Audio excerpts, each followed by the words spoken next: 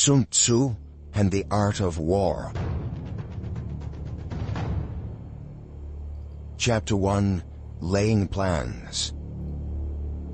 Sun Tzu said, "The art of war is of vital importance to the state.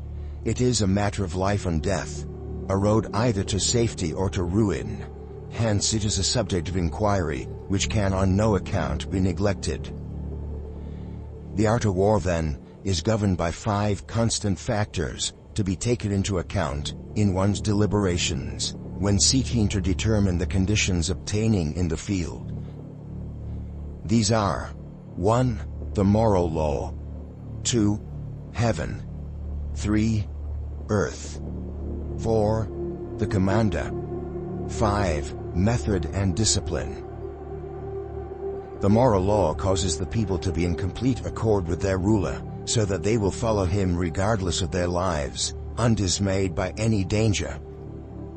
Heaven signifies night and day, cold and heat, times and seasons.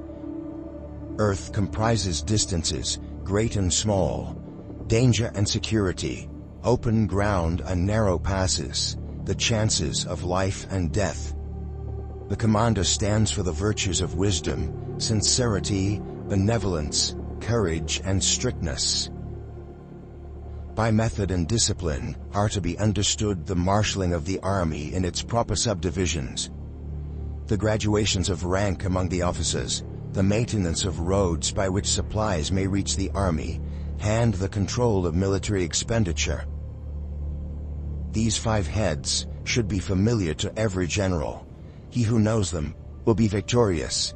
He who knows them not will fail.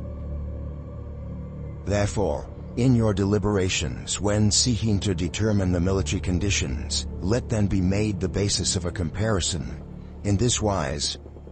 1. Which of the 2 sovereigns is imbued with the moral law? 2. Which of the 2 generals has most ability? 3. With whom lie the advantages derived from heaven and earth? 4. On which side is discipline most rigorously enforced? 5. Which army is stronger? 6. On which side are officers and men more highly trained? 7. In which army is there the greater constancy, both in reward and punishment? By means of these 7 considerations, I can forecast victory or defeat. The general that hearkens to my counsel and acts upon it will conquer. Let such a one be retained in command. The general that hearkens not to my counsel, nor acts upon it, will suffer defeat. Let such a one be dismissed. While heeding the profit of my counsel, avail yourselves also of any helpful circumstances, over and beyond the ordinary rules.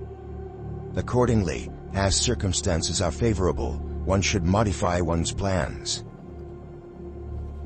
All warfare is based on deception. Hence, when able to attack, we must seem unable. When using our forces, we must seem inactive.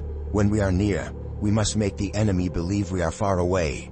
When far away, we must make him believe we are near. Hold out baits to entice the enemy, feign disorder, and crush him. If he is secure at all points, be prepared for him. If he is in superior strength, evade him. If your opponent is a choleric temper, seek to irritate him. Pretend to be weak, that he may grow arrogant. If he is taking his ease, give him no rest. If his forces are united, separate them. Attack him when he is unprepared. Appear where you are not expected. These military devices, leading to victory, must not be divulged beforehand. Now the general who wins a battle makes many calculations in his temple ere the battle is fought. The general who loses a battle makes but few calculations beforehand. Thus, do many calculations lead to victory, and few calculations to defeat? How much more no calculation at all? It is by attention to this point that I can foresee who is likely to win or lose. Chapter 2. Waging War.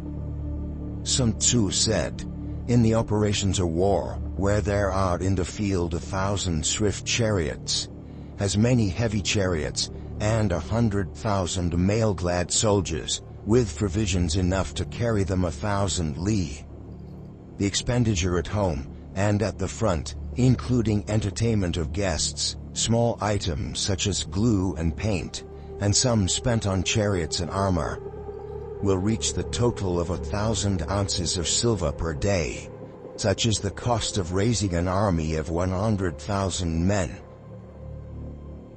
When you engage in actual fighting, if victory is long in coming, then men's weapons will grow dull, and their ardor will be damped. If you lay siege to a town, you will exhaust your strength. Again, as the campaign is protracted, the resources of the state will not be equal to the strain. Now, when your weapons are dulled, your ardor damped, your strength exhausted, and your treasure spent, other chieftains will spring up to take advantage of your extremity. Then, no man, however wise, will be able to avert the consequences that must ensue. Thus, though we have heard of stupid haste in war, cleverness has never been seen associated with long delays. There is no instance of a country having benefited from prolonged war.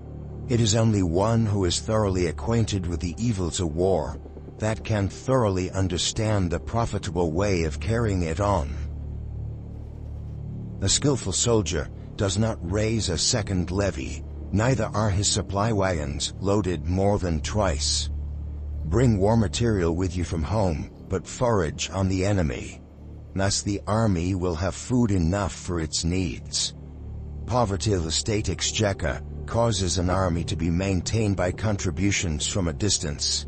Contributing to maintain an army at a distance causes the people to be impoverished.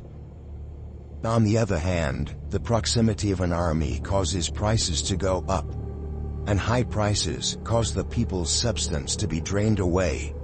When their substance is drained away, the peasantry will be afflicted by heavy exactions.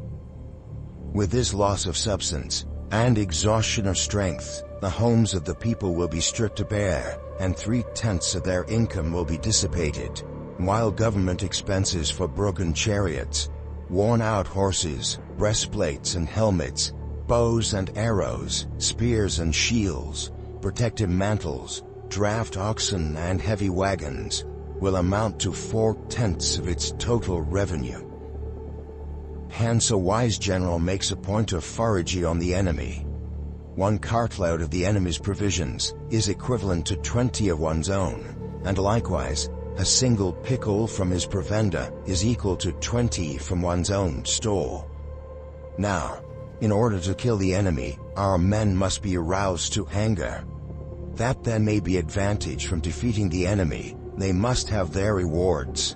Therefore, in chariot fighting, when 10 or more chariots have been taken, those should be rewarded who took the first.